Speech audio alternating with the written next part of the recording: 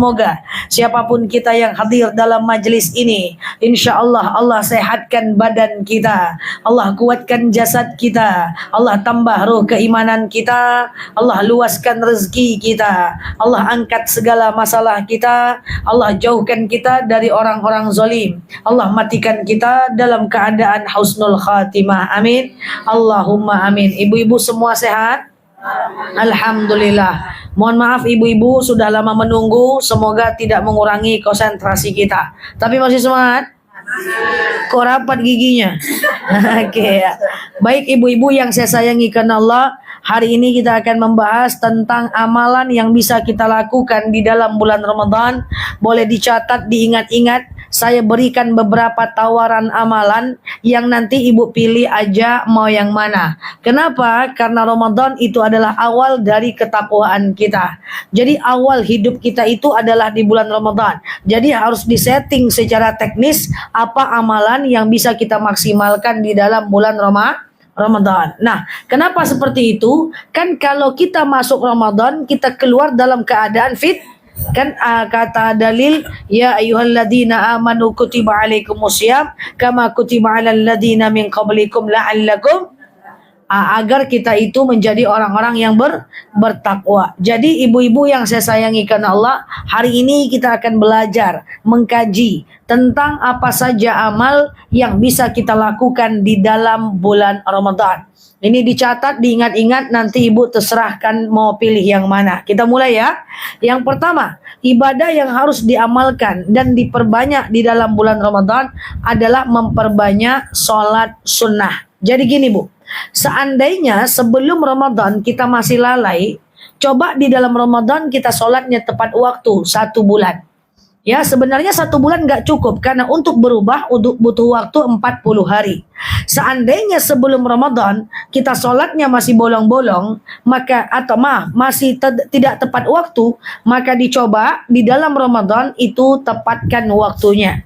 Tujuannya apa? Tujuannya membentuk keistiqomahan. Nah banyak orang bilang, apa itu definisi lalai dalam sholat? Pernah dengar kata-kata lalai? Nah, orang yang lalai dalam sholat itu orang yang bagaimana? Bukankah Isya itu sampai azan subuh? Bukankah zuhur itu sampai 2:30? Terus kenapa orang sholat jam 2 dianggap lalai? Enggak. Jadi begini ibu-ibu yang saya sayangi karena Allah.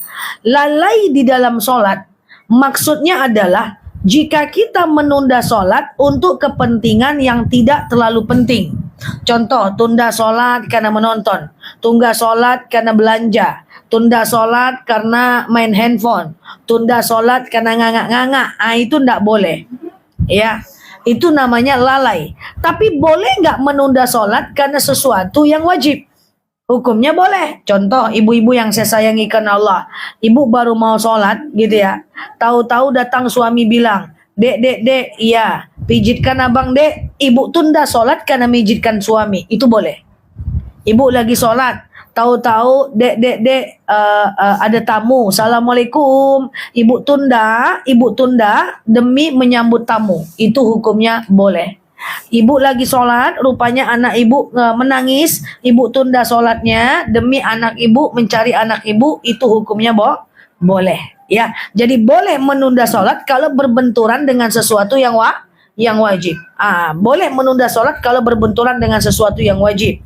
Contohnya, ibu mau sholat, ya tapi tahu-tahu anak ibu nangis. Maka ibu kejar dulu anak, baru sholatnya ditunda. Atau saya mengajar di kelas, terdengar suara azan, saya lanjutkan dulu suara azannya, saya lanjutkan dulu maksudnya ngajarnya, baru kemudian saya tunda sholat karena belajar mengajar. Itu hukumnya wajib. Jadi menunda sholat karena pergi ke pasar kaget nyari taruh murah, itu namanya lalai.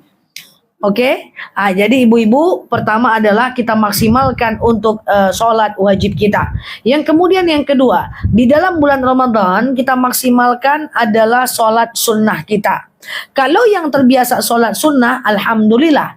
Kalau yang tak terbiasa, saran saya cari satu aja apa yang mau dibiasakan. Biasakan di dalam Ramadan. Misalnya nih, ibu tidak pernah sholat duha sebelumnya. jarang sholat duha.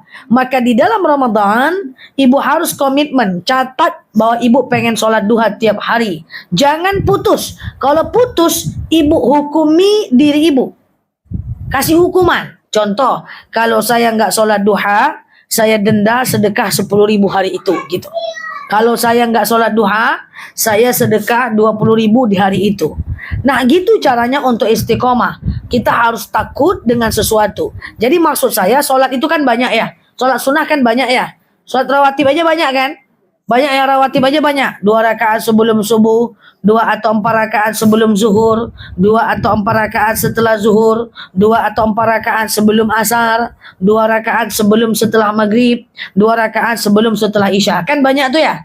Nah, cari aja 1 atau 2 yang ibu harus pertahankan. Nah, sholat-sholat sunnah lain kan banyak. Yang bisa dilakukan 24 jam pun banyak. Ada sholat duha, sholat tasbih, sholat istikharah, sholat hajat, ya, kemudian sholat taubat. Nah, maksud saya begini, kita temukan 1 atau 2 jenis sholat yang bisa kita pertahankan di dalam Ramadan dan kita lanjutkan di luar Ramadan. Misalnya, ibu yang sekarang sudah terbiasa sholat duha, maka ibu belum terbiasa sholat tahajud. Maka di bulan Ramadan nanti ibu banyakkan tahajudnya. Ibu pertahankan tahajud itu sampai nanti lewat Ramadan.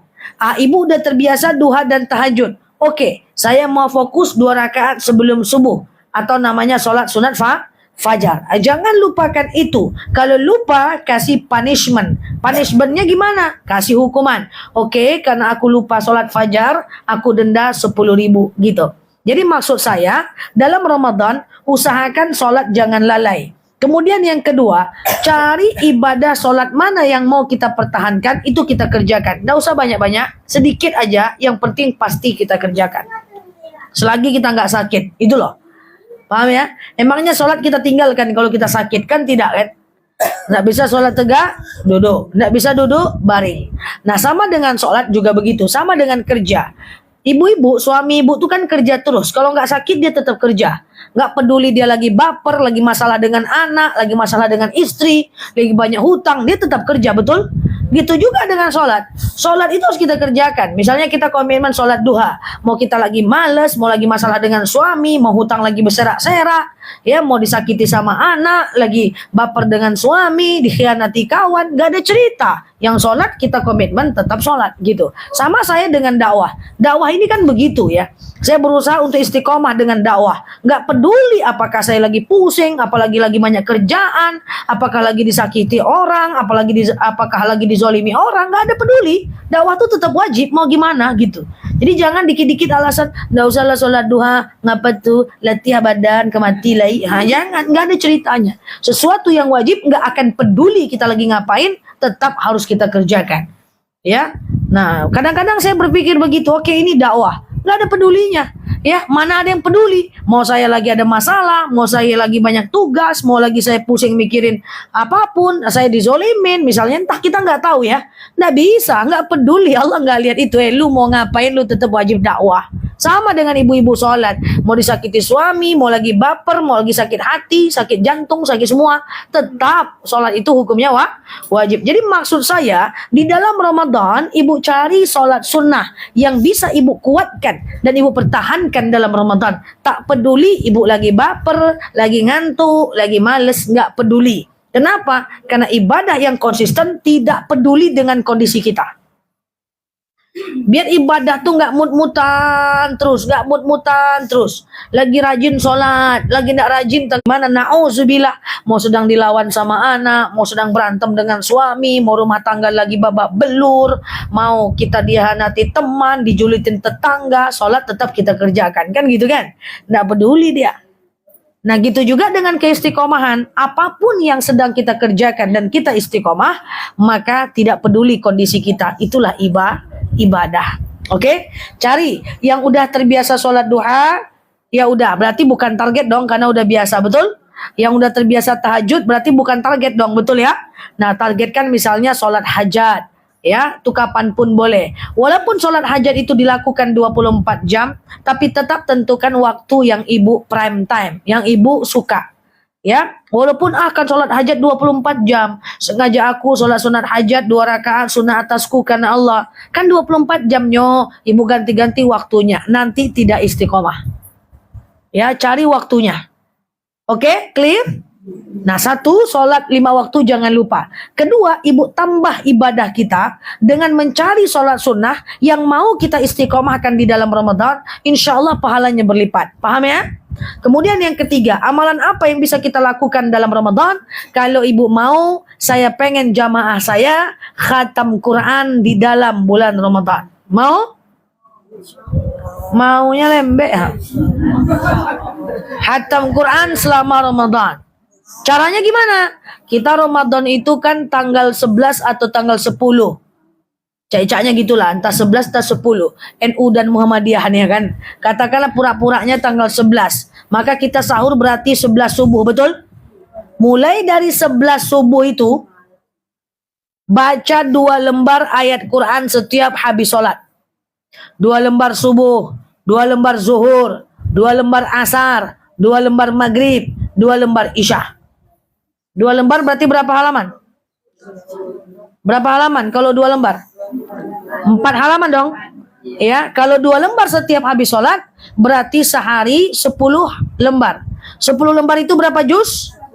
1 juz. 1 juz itu kali 30 hari. Berapa juz? 30 juz. Nanti orang sholat Idul Fitri, ibu khatam. Masya Allah.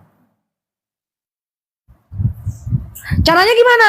Misalnya ibu habis 2 lembar habis subuh, 2 lembar habis zuhur, 2 lembar habis asar, 2 lembar habis maghrib, 2 lembar habis isya. Katakanlah pura-puranya, waktu zuhur, ibu perut lapar, sakit kepala, pusing pegelinu, pusing sakit kepala.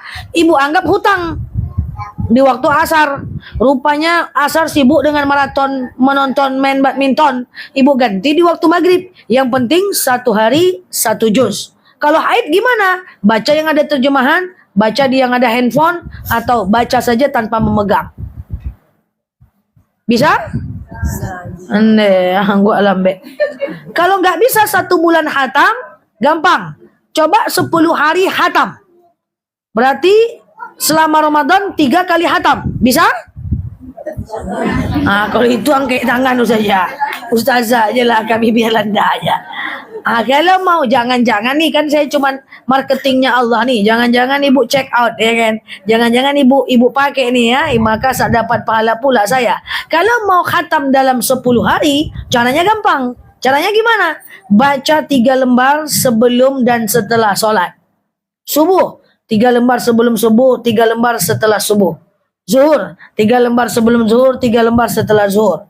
Asar, 3 lembar sebelum asar, 3 lembar setelah asar. Maghrib, 3 lembar sebelum maghrib, 3 lembar setelah maghrib. Isya, 3 lembar sebelum isya, sebelum isya, 3 lembar setelah isya. Berarti sehari 30 lembar. 30 lembar itu 3 juz. Kali 10 hari 30 juz. 10 hari hatam. Kali 10 kali 3. Karena Ramadan kan 30 hari. Maka jadinya 3 kali hatam. Mau?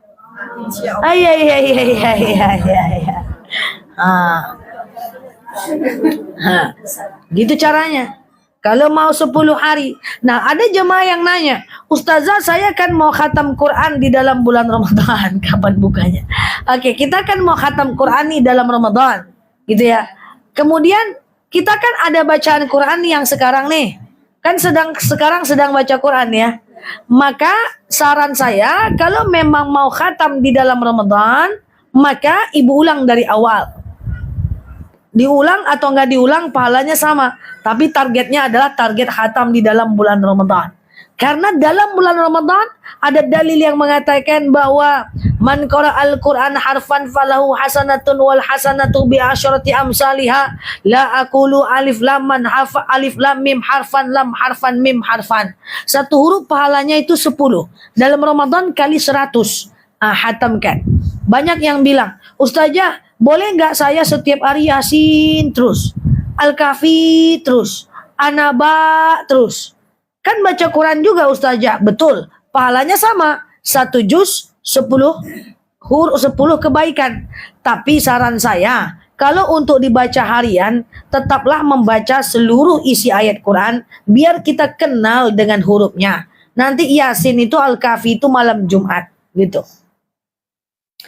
Makanya nih ibu-ibu nih, carilah Quran yang kita suka, yang kita enak makainya, yang kita nyaman makainya.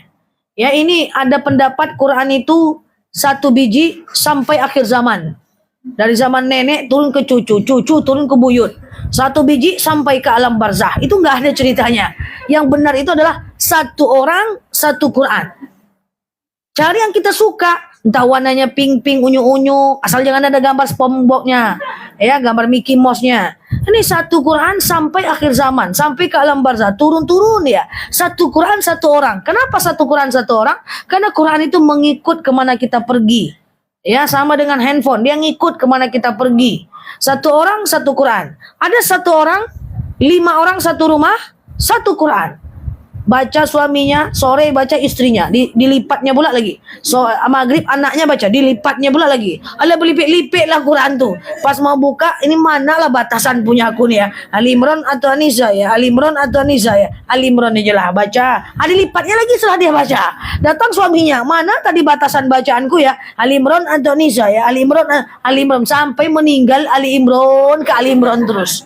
Nah, jadi Quran tuh satu-satu kita. Udahlah banyak beli-beli sepatu, banyak beli-beli tas, banyak beli-beli baju. Udahlah.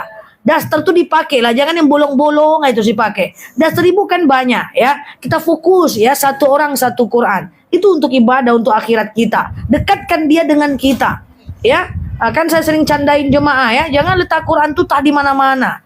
Ya, jadi Quran 1 orang 1 Quran. Supaya apa? Supaya kita nih Bu, ala bidzikrillahi tatma'innal qulub. Demi Allah Bu. Kalau ada sekarang nih hati tak tenang, kalau ada kita nih merisau-risau nggak jelas, kalau ada kita nih sekarang galau-galau nggak jelas, gegana, gelisah, galau, merana, cobalah cek bacaan Qurannya. Jangan-jangan nggak tiap hari itu. Makanya baca Quran tiap hari walaupun cuma 15 menit saja. Supaya hati ini awet muda dia. Supaya hati ini nyaman hidup. Hidup ini cuma sekali. Meninggal belum tentu masuk surga. Masa mau nggak tenang? Ya, maka caranya adalah baca Quran tiap hari. Di bulan Ramadan khatamkan Quran. Insya Allah aja. Oke ya.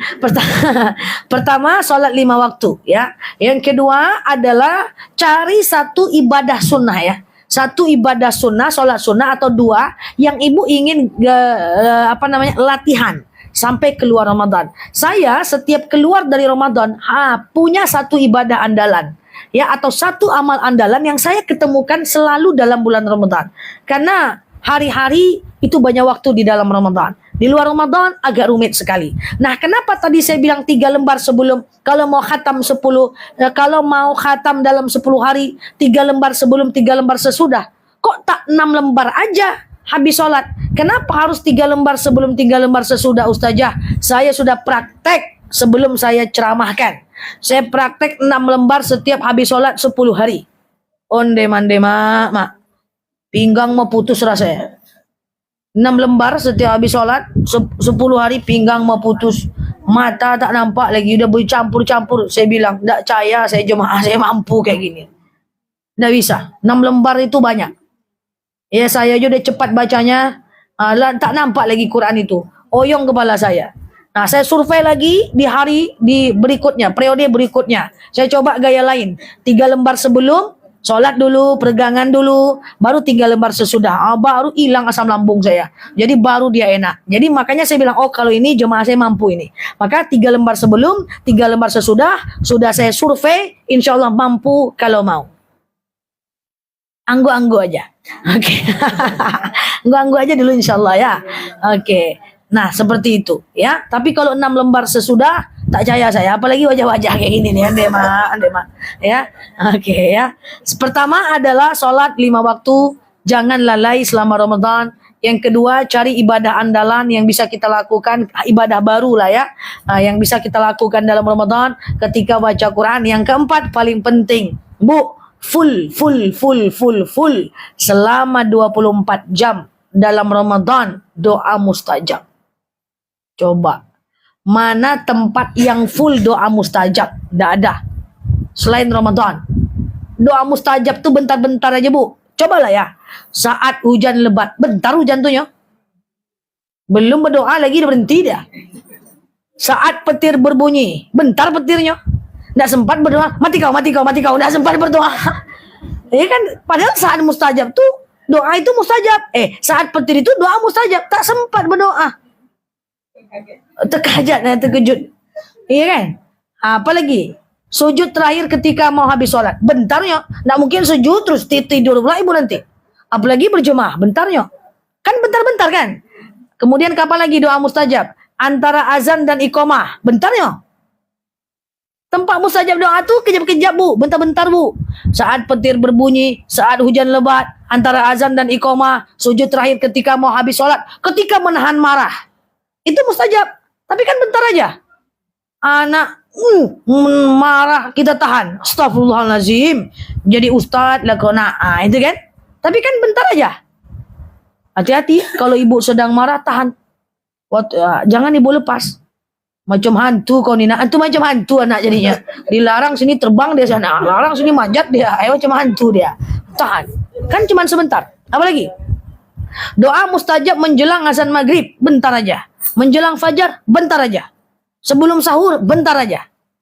Tapi doa mustajab full 24 jam adalah saat Ramadan. Makanya hati-hati bercakap dalam Ramadan. Jangan banyak mengeluh. Fa innal malaikata tu'minuna ma taqulun. Malaikat itu akan aminkan apa yang kita sampaikan, Bu. Al-kalam ad-doa, ucapan itu doa. Makanya cakap yang baik-baik biar enggak jadi doa. Fa innal malaikata tu'minu ma taqulun. Malaikat itu akan mengaminkan apa yang kita cakap. Makanya hati-hati ngomong, jangan suka ngeluh. Karena ngeluh itu akan jadi doa. Dan itu sinkron dengan dalil lain, ana inda zanni abdi. Bahwa saya berada dalam prasangka hamba saya. Apapun yang kita prasangkakan akan jadi kenyataan, Bu. Jadi jangan suka mengeluh. Ini baru bangun tidur deh, sakit kaki ya. Sakit kaki udah mau mati rasanya nih. Ngeluh aja terus. Wah sakit perutnya, ginjal nih dak. Ngeluh aja. Sakit dada jantung nih, besok pagi lewat nih. Prasangkakanlah yang baik-baik. Oh yuk mak ke rumah sakit. Nggak mau ke rumah sakit, ngapa? Nanti pas di scan ketemu semua sakit. Lah Allah, ya ketemu semua sakit kan untuk diobati, bukan untuk cari mati. Ini kan, kenapa mbak nggak mau ke rumah sakit? Nanti ketemu semua sakitku. Ya memang kita mau nyari sakitnya mak. Gimana sih? Paham nih? Jadi prasangkakan yang baik-baik, jangan banyak mengeluh, ya. Karena apa yang kita ucapkan itu akan jadi doa. Aku ni apalah sarok-sarok kuaci, remah-remah rengginang. Jadi itu nanti. Ya, jadi itu nanti itu. Ya, maka hati-hati ya. Hati-hati ya. Nggak boleh juga merendah untuk meninggi, tak bisa. Ya apa yang udah Allah tinggikan sudah kita terima. Apa yang sudah Allah rendahkan, jangan meninggi, udah. Ya, hati-hati ya. Doa kita itu mustajab ya. Terutama dalam bulan Ramadan itu mustajab. Jadi hati-hati sekali. Nah, ibu-ibu yang saya sayangi karena Allah, ini yang saya maksud dengan semua doa-doa kita itu akan diijabah di dalam Ramadan. Bahkan ucapan kita itu mustajab. Ibu-ibu yang saya sayangi karena Allah, bentar ya.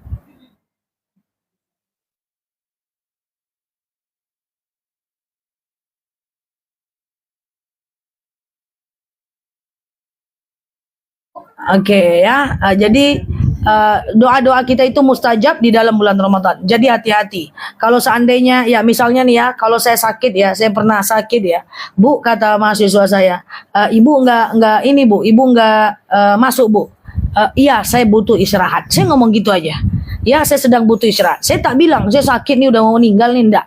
Ya, jadi saya bilangnya saya sedang butuh istirahat ya. Kecuali untuk islah, pergi ke dokter sakitnya apa, sakit ini itu boleh ya. Maka jangan sikit-sikit ngomong pusing kepala aku, matilah situ, enggak tahu aku mau mati ku rasanya, stres kepalaku, sakit kepalaku, berdengkang kepalaku. Jangan itu aja diomongkan. Sakit kakinya, matilah situ, enggak tahu aku, pusing aku, bete aku, suntuk aku.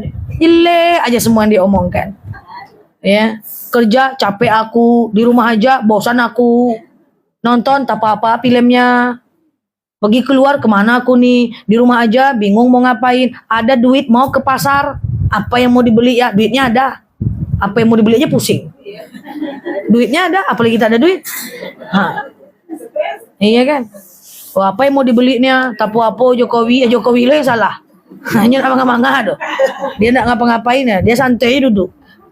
Ya kan? Ada duit ya mau beli apa ya? Susah. Kalau udah mengeluh susah. Mau jemur pakaian deh mendung nanti mendung gimana mau kering oke nggak mendung hujan deh hujan cuman nih panas berdengkang kepalanya gerimis panas deh ini hujan orang mati nih. Nggak ada aja situasi yang bagus saat kita suka mengeluh. Jadi Ramadan hati-hati. Ingat ya ada dalil yang punya gini, fakir qabla an ta'zima. Jadi berpikir kita sebelum cakap. Berpikir kita sebelum ngomong. Hati-hati. Kadang kita merendah tanda tidak mensyukuri. Kadang kita meninggi tanda kesombongan. Iya kan? Jadi sesuatu yang udah Allah berikan terima sajalah. Alhamdulillah. Ya, jangan suka banyak mengeluh ya. Sekarang ini banyak orang yang keriput kening karena hal yang gak penting. Ngeluh aja padahal nikmatnya banyak ya. Rumahnya bagus, rezekinya mantep ya. Suaminya baik ya. Kerudungnya bagus, hijabnya bagus. Ngeluh pada perkara yang tak penting. Saja saya pusing apa, saya digosipin orang, tak apa-apa aja. Padahal nikmatnya banyak. Dipikirin hal yang kecil. Jangan. Ingat nikmat Allah yang besar. Nauzubillah, kalau ada di antara kita terganggu dengan kelebihan orang, iri dengan kelebihan orang, saya punya saran, jangan tengok-tengok orang tuh. Ya, pakai kacamata hitam, ya, lihat kelebihan kita yang Allah berikan kepada kita. Ya, karena mengatasi penyakit iri adalah lihat kelebihan kita. Jangan lihat kelebihan orang itu. Ya, bahwa Allah itu berikan banyak nikmat untuk kita. Ya, duit selalu ada di dompet. Nah, ini dompetnya nih tasnya limited edition, pegang-pegang biar tidak hilang ya kan. Itu kan ada terus uangnya. Masya Allah tabarakallah, nikmat Allah itu besar.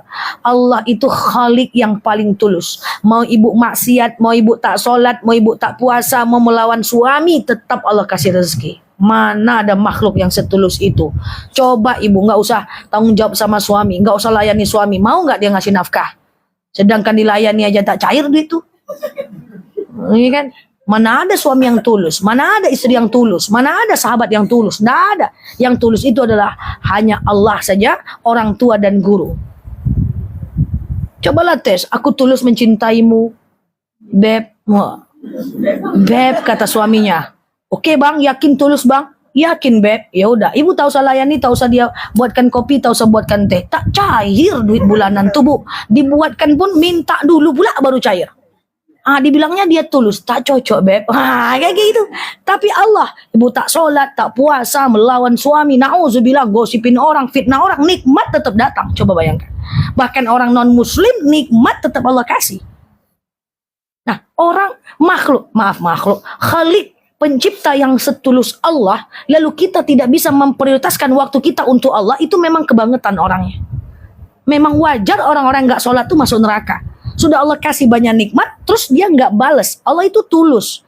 Makanya ayo sama-sama intan surullah yang surukum wa yusabbis akdamakum. Kita ini kalau dekat dengan Allah, kita tolong agama Allah, pasti Allah nolong kita. Coba ya, nggak ada. Mana ada istri tulus? Nggak ada.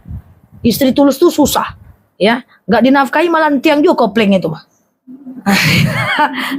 Oh saya ikhlas, saya bekerja, saya kaya raya, saya menafkahi suami saya ikhlas lillahi ta'ala. Biarlah yang penting suami saya tetap bersama saya. Karena saya mencintainya belahan jiwa saya. Setahun 2 tahun. Setahun 2 tahun. 5 tahun.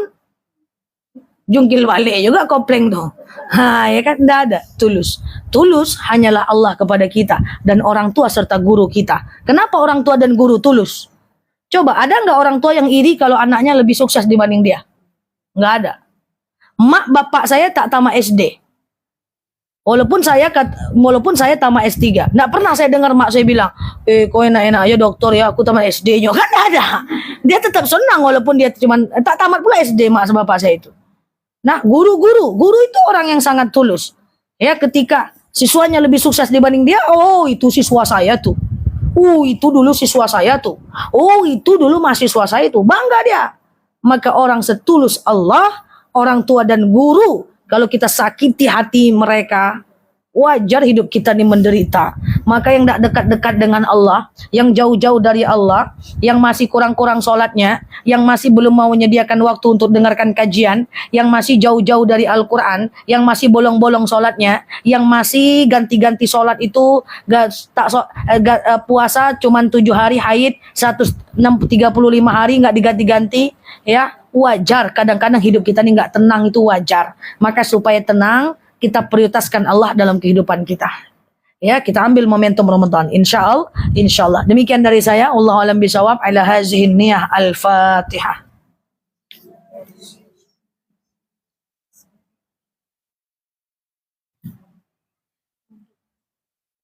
Ini meninggal semua? Oh, oke.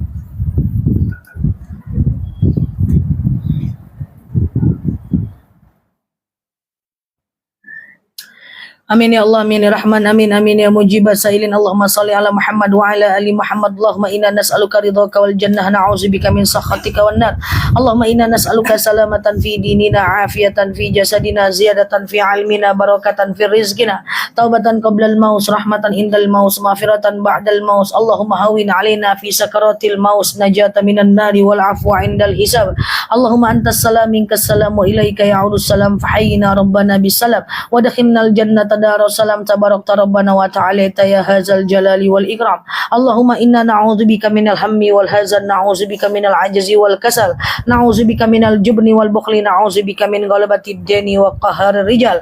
Allahumma khususan ila arwahi abaina wa ila arwahi ummahatina wa ila arwahi Hashim Siregar bin Baginda Doli, John Siregar bin Hashim Siregar, Jamro Siregar bin Bagindo Doli, Yuslinar binti Jamia, Haji Mansur Comel bin Comel, Haji Zaitun binti Konel, Mbak Salmi Nazri bin Bahran, Linis bin Yusuf, Nurbaya bin Adam, Yulaina binti Afnan. Allahumma ja'al qabrahum rawdatan min riyadil jannah wa la taj'al qabrahum muratan min hufarin niran. Allahumma khususan ila arwahi abaina hada wa ila arwahi ummahatina hada. Allahumma fil lahum warhamhum wa'afi wa'fu anhum wa akrim nuzulahum wa wasi'a madkhalahum waghsilhum bil ma'i wasalji wal barad wa naqihim minal khataaya kama yunakka sabul abyadu minad danas wa abdilhum daran khairan min dari ahla khairan min ahlihim ya rabbal alamin.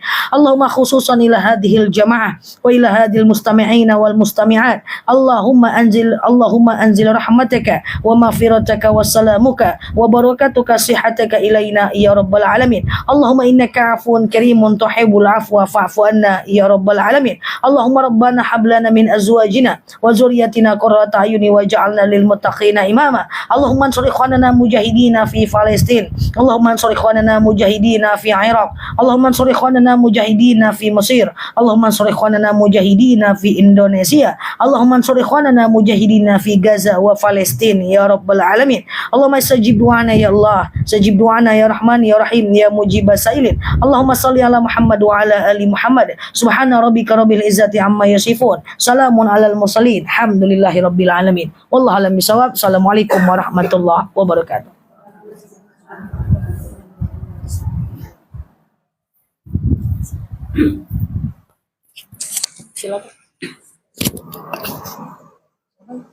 Silakan ditutup.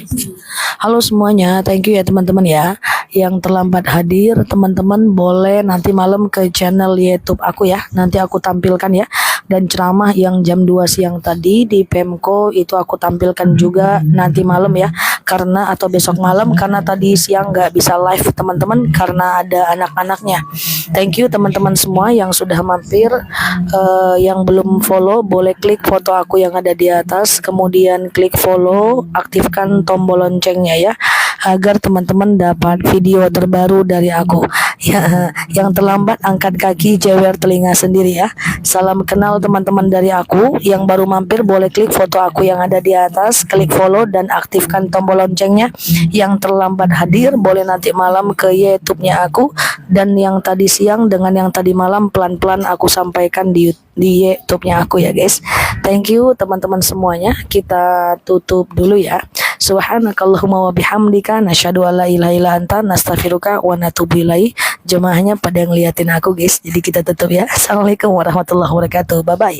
Sampai ketemu jam 8 malam ditanya jawab dan ngobrol ringan bareng aku. Nah, Lucky di sini sampai paham. Assalamualaikum warahmatullahi wabarakatuh. Bye bye.